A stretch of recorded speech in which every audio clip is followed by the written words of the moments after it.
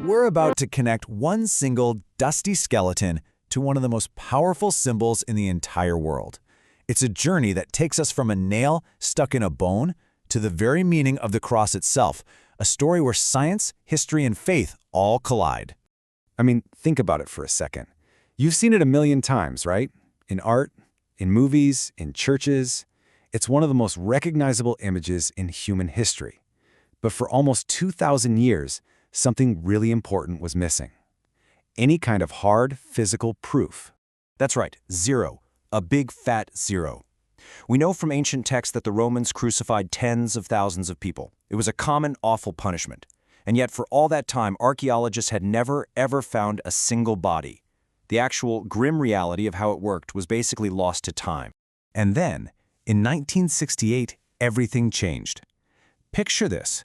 A construction crew is working in a Jerusalem suburb and they accidentally break into an ancient burial cave. What they were about to find inside would totally rewrite our understanding of crucifixion. So the tomb itself was a pretty typical Jewish family burial site from right around the time of Jesus. The custom back then was to let the body decompose for about a year and then collect the bones and put them in a stone box called an ossuary. And on one of these boxes, they found a name scratched right into the stone: Yohanan, the son of Hagakol.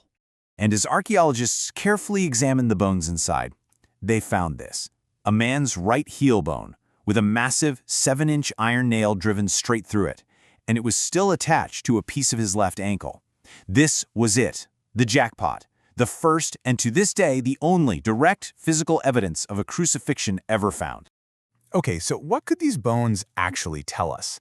I mean, this was huge. For the very first time, scientists could get past ancient texts and religious art and use modern forensics to figure out the brutal reality of this punishment. A surprisingly clear picture of Yehohanan started to emerge. He was a young man, probably in his mid-20s, about 5'6".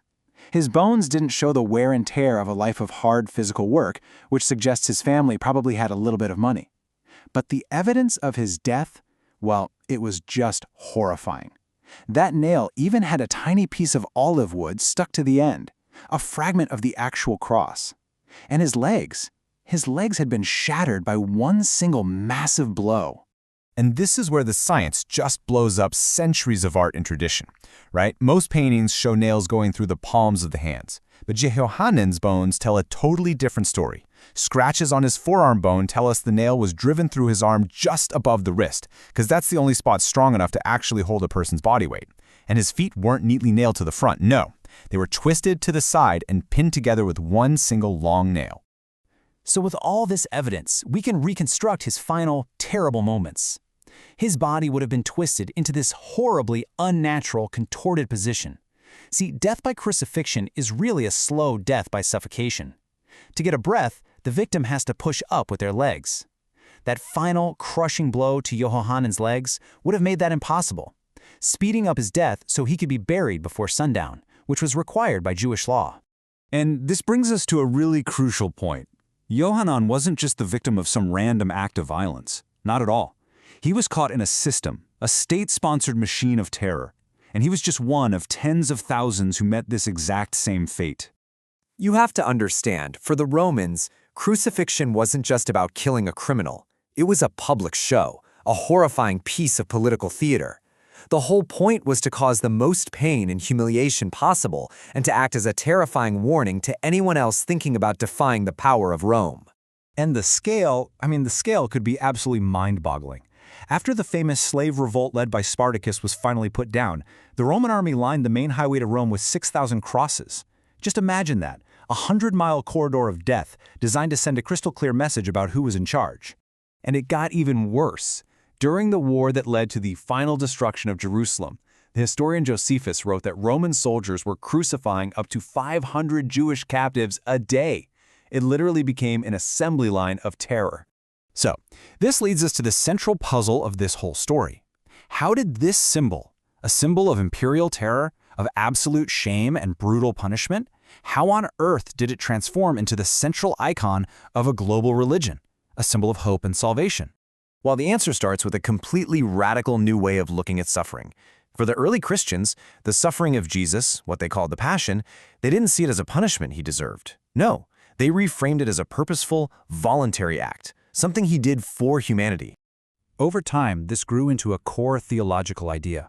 Now don't let the fancy name scare you. Penal substitution, put really simply, is the belief that on the cross, Christ took the punishment that all of humanity deserved for their sins. He was a substitute. He paid the price so that God could offer forgiveness.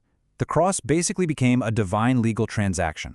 And to back up this new meaning, the early Christians dove back into the Hebrew Scriptures, what Christians call the Old Testament. They started connecting the dots, seeing the events of the crucifixion not as some random, horrible tragedy, but as the intentional fulfillment of prophecies written hundreds of years earlier.